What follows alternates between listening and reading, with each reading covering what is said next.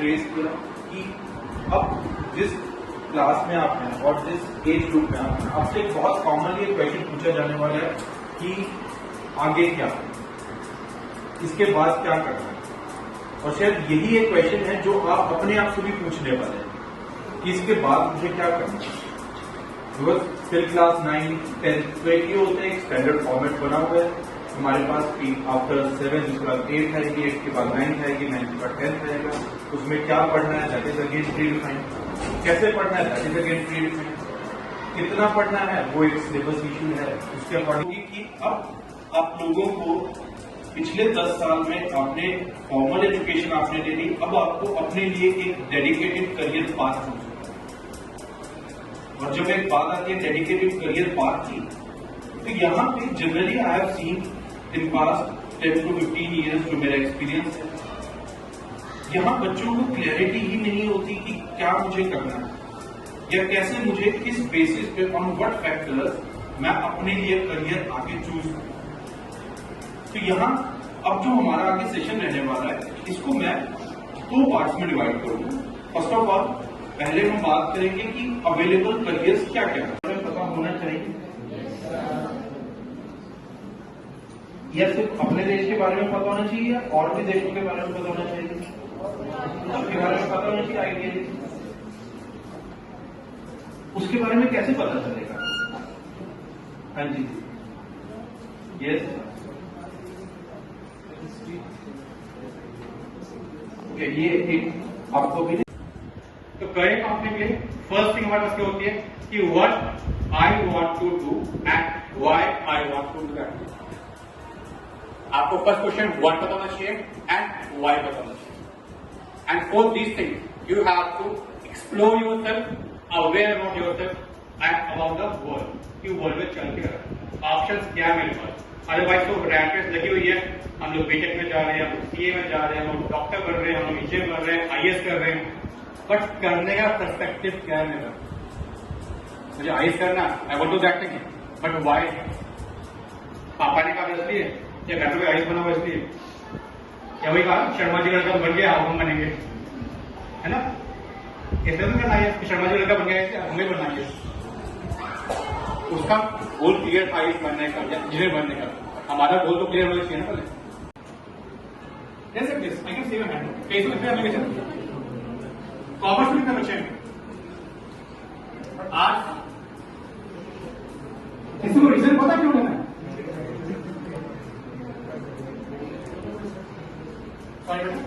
इसरो में जाना है, हिस्ट्री इसरो ओके, इसरो में जाना, दैट्स व्हाट गुड। लेकिन एक तो पता है क्यों? इसके अलावा क्योंकि अभी तक सिर्फ पापा ने बोला, मम्मी ने बोला, शर्मा जी का बेटा पढ़ रहा है इसलिए पढ़ रहे हैं, है ना? यही चल रहा है। इंस्टाग्राम पे कुछ देख लिया, फेसबुक कुछ देख लिया, वो चल रहा है।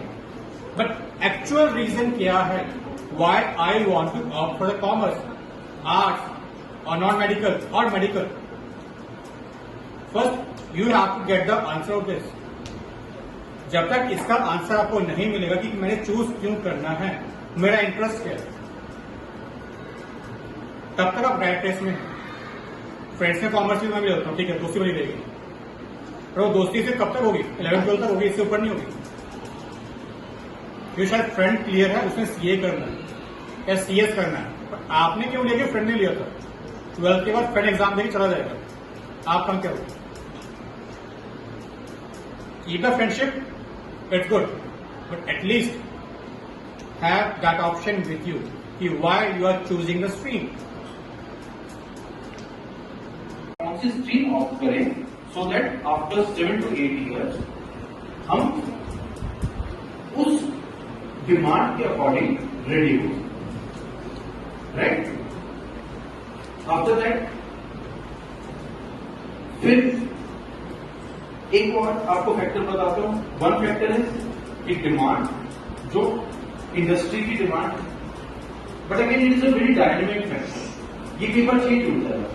जैसे आज से 2 साल पहले अगर कोई आपसे पूछता कि आर्टिफिशियल इंटेलिजेंस नाम की कोई चीज है, शायद ही आपको पता हो, शायद ही किसी को पता हो, बट आज एकदम सडनली 2 साल में ये चीजें बिल्कुल चेंज हो गई, है ना? डिमांड एकदम रेज हो गई, माइट भी 2 साल बाद कुछ और ऐसा आता है।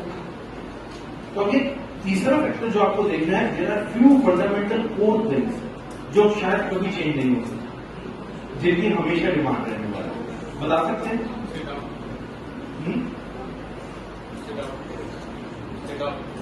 डॉक्टर, यस, लोगों ने बीमार होना ही होना है, और बीमार होना है तो ठीक करने के लिए डॉक्टर्स की रिक्वायरमेंट होगी ही होगी। और लॉयर्स, यू कैन से लड़ाइयाँ होनी ही होनी है ना, केस होने ही होने हैं, उनको सॉल्व करने के लिए टेक्निकल गाइडेंस चाहिए ही चाहिए। और केमिस्ट करिए और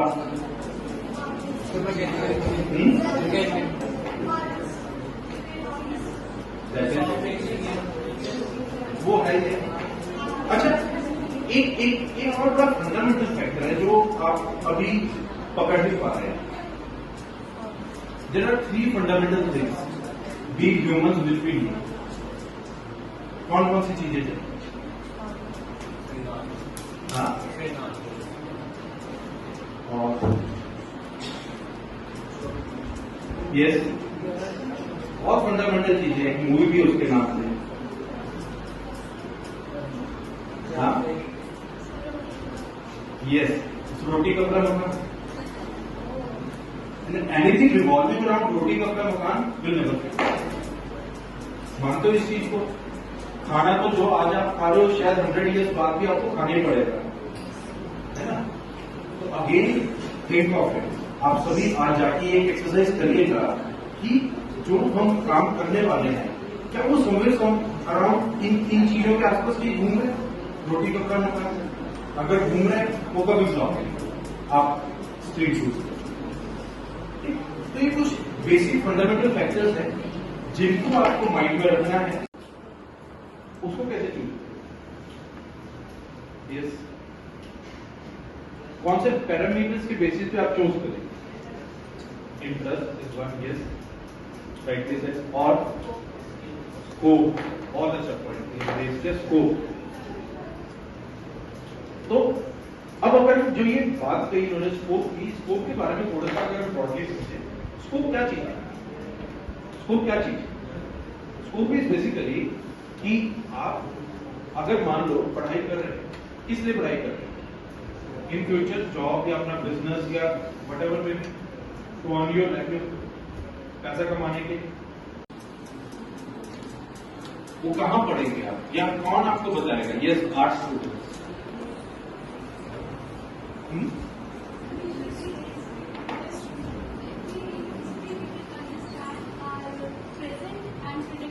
आगे आगे आगे, बहुत अच्छा।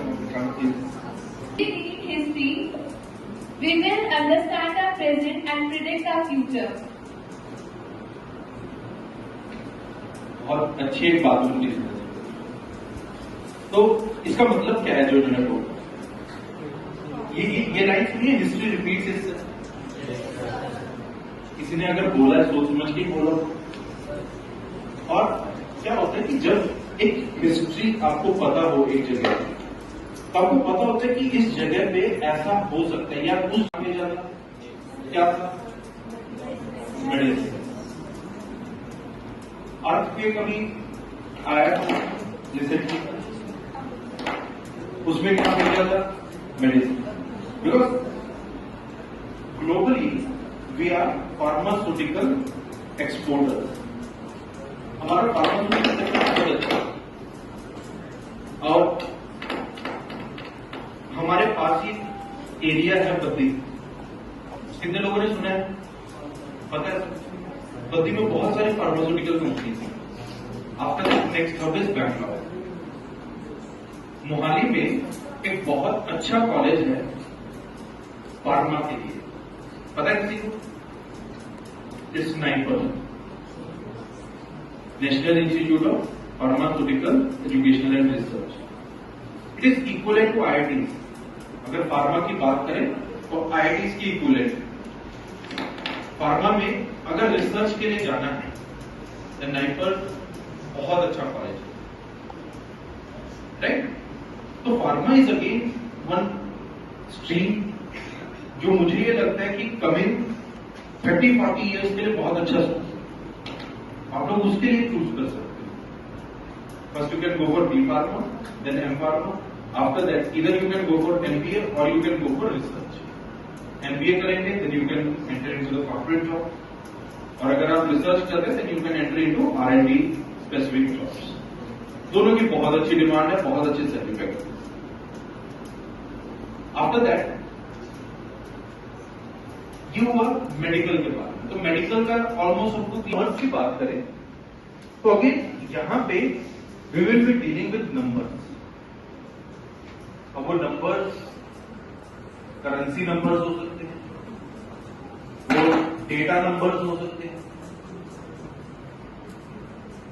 तो अगर आप एंटर करना चाहते हैं into commerce then you need to be very good with numbers.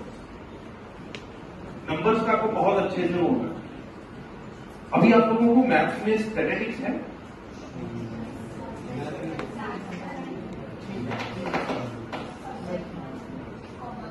नहीं अभी 9th में है। 9th में 10th तो चलो है, 9th के बच्चों को है,